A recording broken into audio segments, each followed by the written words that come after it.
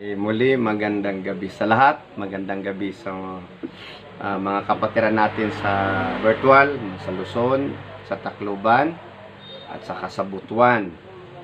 At sa lahat ng mga nagsubaybay sa atin at nakikinig sa atin sa YouTube, sa Ladder to Heaven TV. No, napaka linaw na sinasabi ng Panginoon sa binasa ni Sister Emily na wag na nating problemahin yung bukas. Kasi yung bukas ay may kanyang sariling problema. Na ibig sabihin ng Panginoon na siya yung naghahanda ng ating kailanganin sa susunod na araw. That is how the faith and trust operates. Yan natin mapatunayan kung gaano ba kahalaga yung pagtitiwala natin sa Panginoon. Kasi kung paghandaan natin ang bukas, hindi naman natin alam kung anong mangyayari bukas. Yung iba nga hindi na naaabutan ng kinabukasan. Ibig sabihin, yung bukas po na kahit ano pong gawin natin paghahanda, wala pong nakakaalam kung anong mangyayari. Subalit pagka yung buhay mo ay nasa Panginoon, yung buhay mo ay naalay mo sa Kanya, yung bukas po natin ay sigurado. Pero kung wala ka pong Panginoon sa buhay, may question po, maaring bukas buhay ka pa, at maaari din naman bukas wala ka ng buhay. Sapagkat di natin hawak yung bukas. Kaya sinasabi ng Panginoon na wag na nating problemahin, tayo pong mga may Panginoon sa buhay, tayo pong naglilingkod sa Panginoon, tayo pong nanampalataya sa Kanya. Ang bukas po ay nagiging challenge sa atin kung ano ang ating future. Sinasabi po ng Panginoon, I have a plan set for you. Yung sinasabi niya, mayroon po siyang plano na para sa atin. Plano po na tayo'y magiging masagana, mabuti. Subalit yung kanyang plano po ay kailangan pong may karugtong na paglilingkod na tapat. Kaya sinasabi yung nauunang talata sa Matthew 6:33 that we must seek Him first. Unahin natin ang ating Panginoon at tayo po'y mamuhay ayon sa kanyang kabanalan, ayon sa kanyang kagustuhan, at ang lahat ng bagay na kailangan natin upang tayo'y makasurvive. Kung makikita natin on how the world experience crisis, yung mga bansa po, bansa ng Europa, bansa ng Asia, bansa ng Southeast Asia, at saka ng Amerika, lahat po ng ekonomiya ng mga bansa ay pababa. Sapagkat sinasabi po ng Biblia yan, na darating ang panahon na magkakaroon po ng kapighatian at laganap na kasamaan, at yung mga sakuna, calamities, darating po yon. Pestilences, darating po yon. Yung mga gera, pag-aaway-away ng mga kaharian, mga kabansa, nandoon po nakasulat yan, pinaalam ng Panginoon sa atin, doon sa kanyang salita, na yung mga pangyayaring ganyan ay darating talaga sa buhay ng tao doon sa last days. And this is the last days. Kaya tayo, kahit na tayo po ay magkakaroon pa ng mga magagandang plano na sa atin palagay ay ito'y maganda, subalit di po natin masasabing ano ang mangyayari sa buhay natin in the long run, sapagkat hindi po tayo ang may hawak ng ating buhay. Yan po ang tinutukoy ng Panginoon sa atin, na wag na nating problemahin pa yung bukas, sapagkat pag ikaw ay nasa Panginoon, pag ikaw ay naglilingkod ng tapat at inuuna mo siya, habang natutulog ka, ay ang Panginoon ay naghahanda. Kaya sinasabi niya, wag mo nang problemahin. When we trust the Lord, sabi na Sister Emily, katulad ng magulang, Yung magulang po yung naghahanda ng pangangailangan ng mga anak. Ang ating pong Panginoon din naman ay naghahanda at yan ang nakasulat sa awit 127 kung babasahin natin. Na habang tayo'y natutulog, yung mga nagmamahal sa Diyos, naglilingkod sa Diyos habang sila'y natutulog po, yung kanilang pagpapala ay nakahanda na sa kanila. Yun ang nakasulat sa awit, chapter 127, verse 1 and to 3. Kaya nga tinutukoy ng Panginoon na parang walang kabuluhan, kakawangan lang, it's all vanity and futility, yung mga gumagawa ng tahanan, gumagawa ng bahay na hindi naman ang Panginoon ang nagtatag, at saka yung nagbabantay ng syudad na hindi naman ang Panginoon ang nagbabantay. Kahit na marami pa tayong tinatawag na Iron Dome, di ba? Kung sa Israel, kung matingnan natin, yung Iron Dome nila ay na nagpalpak kasi doon na sila nag-rely doon sa kanang teknolohiya. Tayo po, nung sinaunang pong panahon, yung mga Israelita po ay nag-rely doon sa Panginoong Diyos, sa kapangyarihan ng Diyos. Ngayon po yung Israelita nagre-rely sa technology. At yung mga bansa din naman, katulad ng Japan, di ba kung makikita natin, sinasabi ng Japan, that they are a nations that prepared doon sa lindol. Yung mga building nila, hindi nga nagkukulaps ng lindol, pero nagkukulaps ng tsunami. Sapagkat ang Panginoon po, yun po ang may akda at siya pong makapagsasabi kung ano lang talaga ang mangyayari sa ating bukas. Kaya nga tayo po ay binigyan ng Panginoon ng isang kaliwanagan na dapat po yung ating pananampalataya ay magiging matatag. Yung ating panalangin at pagsunod sa Kanya ay magiging tapat sapagkat siya lang po talaga ang nakakaalam doon sa ating bukas. Amen. Amen. Paano ba natin yan mapagtagumpayan yung bukas kung ang Panginoon ay hindi natin kasama? Maaaring mayroon tayong yaman at ang sinasabi ng Panginoon, aanhin mo ang yaman. You cannot pay your salvations after tayo po'y mamatay, tayo po'y mawalan ng buhay, yung atin pong kayamanan at lahat ng ating mga ari-arian ay hindi po natin madadala. Just imagine yung lahat ng property mo, pag namatay tayo, dadalhin natin sa sementeryo, kung madami kang properties, parang yung yung puntod mo, sinlaki din ng bahay upang lahat ng mga properties mo ay doon mo ilagay.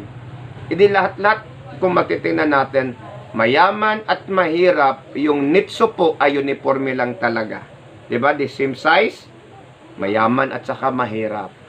Sapagkat wala pong yaman na po pwedeng dalahin sa buhay na walang hanggan, kung doon sa impyerno o doon sa kaharian ng Diyos. At wala din namang yaman. Merong mga taong yung yaman nila ay isinama paglibing at tapos pinababantayan para hindi na nakawin. Di wala din kabuluhan. Kaya sinasabi ng Panginoon na ang isang taong mayroong pananampalataya sa Kanya, yung kanyang buhay po ay may kasiguraduhan. Si Jesus Christ po ang ating assurance in the future. Siya po ang nagbibigay sa atin ng kahinahunan pagdating sa mga problema, pagdating sa pagsubok. Kaya sinasabi ng Panginoon na huwag kayong mabalisa. Diba? Karugtong ng versikulong yan, huwag kayong mabalisa sa iyong pangangailangan, sa lahat ng mga bagay na nais natin. Sapagkat alam ng Panginoon ko anong kailangan natin. Alam niya na kailangan natin yung bigas, kailangan natin yung pera, kailangan natin yung tahanan upang tayo hindi mabasa. Kailangan natin yung mga bagay na nandito sa lupa. Pero pinaalalahanan tayo na sapagkat tayo po din naman ay spirit being, kailangan din natin pagtuon ng pansin yung spiritual din na bagay upang sa ganun ay hindi tayo magsisisi pagdating ng panahon. Kasi pag namatay po tayo, yung tao po ay 100% spiritual being na. Habang tayo po'y nabubuhay, ang tawag din sa atin ay 50% spirit being and 50% spiritual being. All in all, yan po ang 100% human being. Spiritual, kaya sinasabi ng Panginoon sa kanyang salita, man shall not live by bread alone, but by every word that comes out from the mouth of God. Bakit? Sapagkat mayroong spiritual na kalagayan yung tao, at saka mayroon namang physical na kalagayan. Yung physical na kalagayan nangangailangan ng physical na pagpapala. At saka yung mga spiritual na kalagayan natin ay nangangailangan ng spiritual na pagpapala. At ang pagpapalang pong yan ay ang salita ng Diyos. Sapagkat po yan ang salita ng Diyos ay nagbibigay sa atin ng kalakasan. At ang kanyang presensya ay nagbibigay sa atin ng karunungan. At saka His presence bring us into His presence, into the closeness of a certain relationship. His presence nagiging ingredients ng ating closeness sa Panginoon, yung intimacy na sinasabi. Kasi pagka wala yung presensya ng Panginoon, ibig sabihin, malayo tayo sa Kanya. Hindi tayo nagkakaroon ng connection sa Kanya. But when His presence is there, ibig sabihin, sinasabi ng Panginoon, ako'y manahan. Kaya nga kailangan natin ng pagsamba, papuri, ng ganitong mga gawain, upang tayo po'y continually nagkakaroon po ng connection sa Panginoon kahit sa anumang kaparaanan ng pagsamba. Tayo po ngayon ay nasa virtual, sa social media. Talaga naman kailangan din natin upang tayo magkakaroon ng spiritual strength.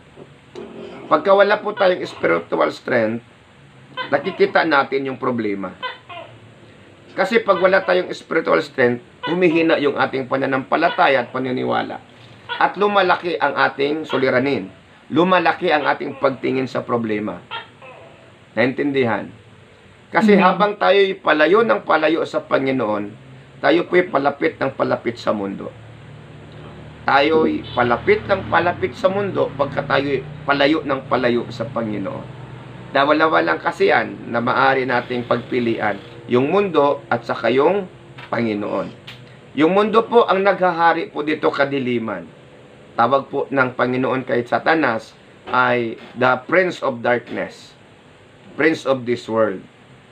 At saka kung ikaw po'y nasa gitna, kinasabi 50-50, malapit yung sa gitna ka. Yung pong sa gitna, malayo sa Panginoon, at saka malayo din naman sa Diablo, ay hindi po pwede. Sapagkat pagka tayo po ay nasa gitna, nasa 50-50, yun po ang pinaka-delikado pong kalagayan ng tao, yung 50-50. Kaya sinasabi ng Panginoon, mas mainam na lang na ikaw'y malamig, at saka ikaw'y mainit. Sapagkat ikaw ay lukewarm. Yung lukewarm kasi yung 50-50. Amen? Parang may Panginoon, parang wala, parang nananiwala, parang hindi. Yun. Lukewarm po yun. Sinasabi ng Panginoon, I will spit you out. Kanya kang isusuka, kanya kang iluluwa. So, anong dapat natin gawin? Anong dapat nating pagtuon ng pansin? Tayo po ay dapat magkakaroon ng malalim na pananalig at saka malalim na paniniwala. Paano tayo magkakaroon ng malalim na paniniwala sa Kanya? Dapat po magkakaroon tayo po ng malalim na kaalaman sa Kanya. Kasi it is impossible to trust a certain person without knowing Him very well. Hindi po natin po pwedeng pagkatiwalaan yung hindi natin kilala. Kaya nga malimit tayong nai-scam sapagkat naniniwala tayo sa hindi natin kilala. Amen. Kaya nga yung kilalanin muna natin ng tao bago tayo magtitiwala. Hindi tayo magkakaroon ng malalim na paniniwala at tiwala kung tayo po ay hindi nakakilala ng lubos. Kaya kilalanin natin ng lubos ang Panginoon sa pamamagitan ng Kanyang salita. Bigyan po natin ng pansin at halaga yung pagbabasa. Pagbabasa at unawain nating mabuti yung binabasa natin. Kung kanino ba ito ipinahihiwatig at ipinararating sa Panginoon sa ating buhay. Dapat po ay magkakaroon tayo ng sapat na panahon ng panalangin, sapat ng panahon ng pagsamba, sapat na panahon para sa Kanya, sapagkat yung katulad ng isang relationship na wala pong sapat na panahon, di ba, yung mga LDR, long distance relationship, saan sila ngayon kumukuha ng lakas? Doon po sa communications. Kaya masalamat na lang may social media, may teknolohiya na maaaring magkausap at magkakitaan through video call. Katulad din ng Panginoon yan yung ating relasyon sa Kanya. Tayo po'y LDR. Pero kahit na tayo'y LDR, sapagkat yung salita niya po ay nasa ating puso, ang Panginoon din naman ay naasa ating puso. Amen? Amen. Naintindihan? Okay.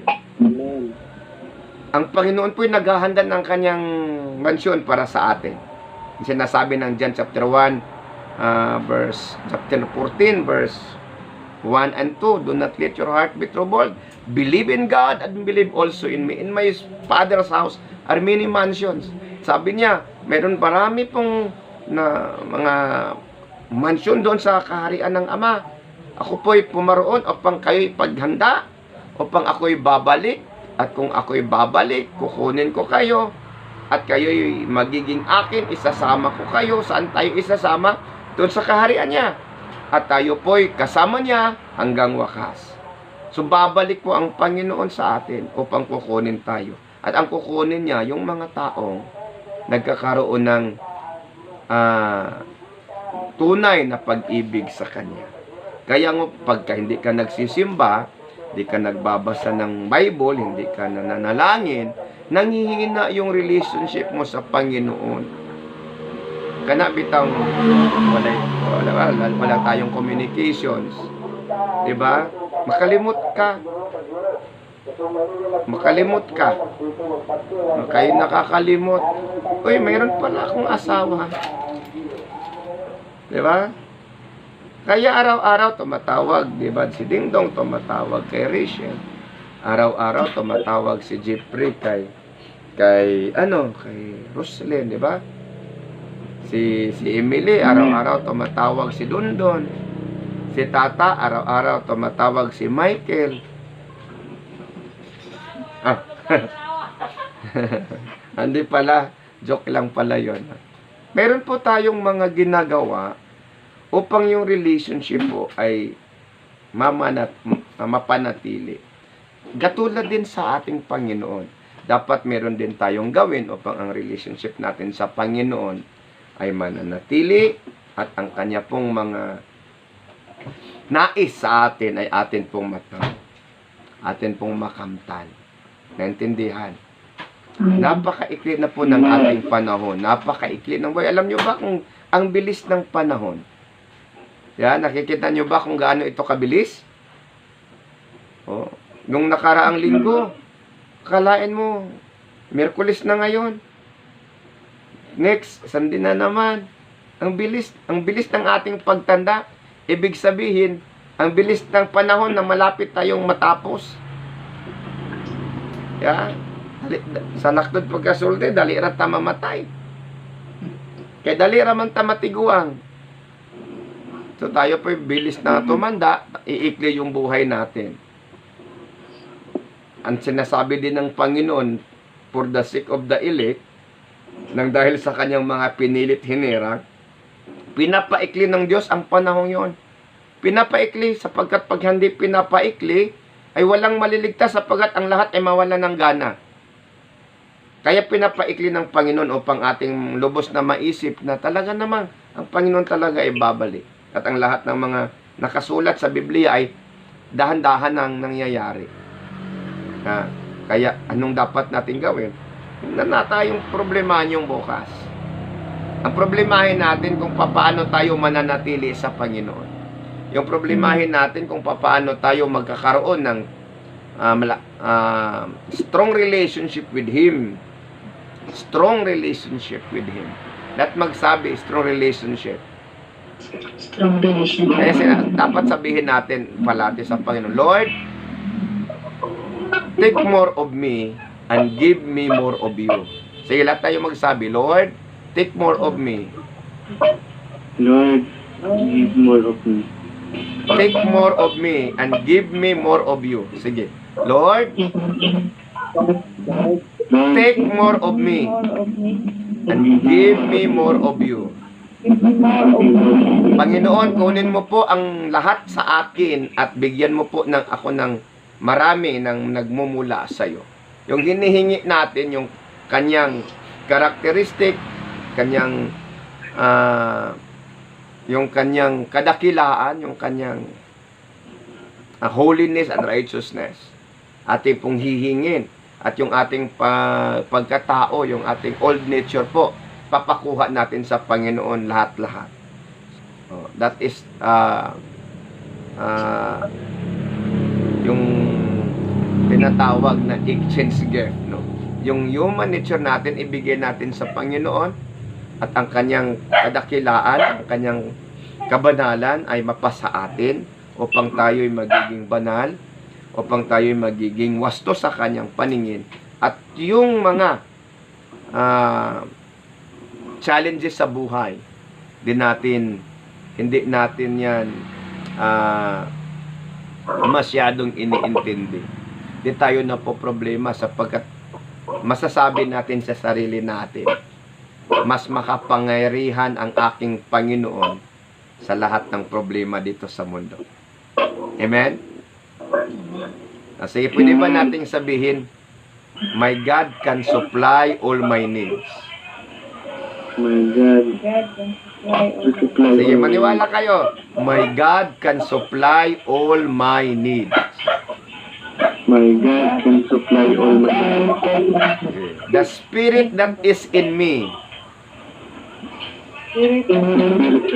is greater than the spirit that is in the world.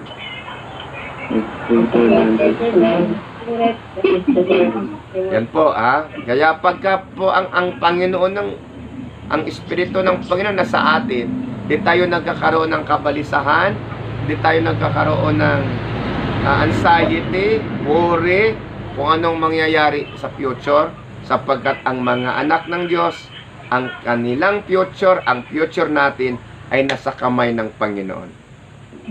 Amen. Palakpakan po natin ang Panginoon. Kaya manalangin po tayo. Panginoong Diyos, salamat po sa aming natutunan sa gabing ito. Pagpalain niyo po ang aking mga kapatid na nag-a-attend ng Joen Virtual Worship every Wednesday night, O God. I proclaim and I declare, Holy Spirit, that your mercy and grace, your blessing, be upon them, Lord. Kung meron man nagkasakit, pagalingin mo, Panginoon. Pagalingin mo, Panginoon Diyos, yung batang binabantayan ni Tintin, at yung lahat ng mga may pangangailangan, Panginoon Diyos, I declare your blessing be upon them in the name of Jesus Christ. Kasama din, Panginoon, yung mga nanonood via sa YouTube. Kung meron man pong may sakit sa kanila, I declare the healing upon them. I rebuke the spirit of cancer. I rebuke the spirit of diabetes and all kinds of infirmities in the name of Jesus Christ. Get out upon their body. Those who believe you, Lord, in Jesus' name. Pagpalain niyo ang bawat isa. In the name of Jesus Christ, I pray. Amen and amen. Palakpakan natin ng ating Panginoon. At kung kayo po diyan sa YouTube, kuya po'y pinagpapala ng aming programa. Salamat po na yung pong i-like and share and subscribe upang po kayo po'y parating makakita at makapakinig ng mga salita ng Panginoon. Salamat po muli. Ito po si Pastor John Palermo. Pagpalain po kayo. Yung lahat dyan na nakikinig via YouTube. God bless and love you.